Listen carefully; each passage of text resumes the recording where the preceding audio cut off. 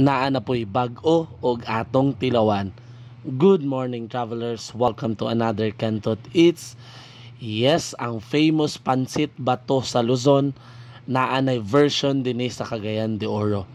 Ang pansit na nay toppings na dinuguan og lechon kawali. Located ni siya kilid sa Ayala kato na Maligya og Sutangon Overload, bag-o ni nila na menu. And gaserve pagyapon sila sa ilang Sutangon Overload for 99 pesos.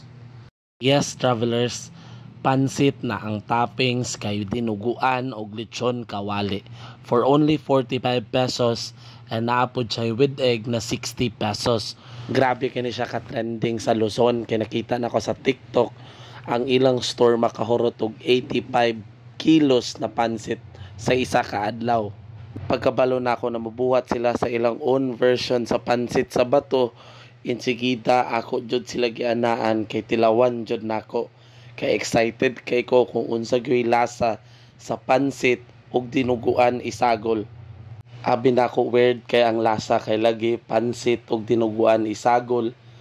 Wala ko na expect na maginahan ko sa timpla or sa lasa. First time magud ako makatilaw, mao siguro trending kay ni siya sa Luzon o ginalinyahan gyud. Imagine makahurot sila 85 kilos sa isa ka adlaw. So grabe jud siya kapatok sa Luzon.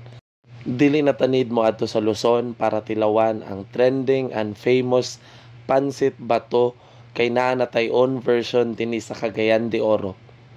Hangtod sa sunod na Kantot Eats, kita kits travelers.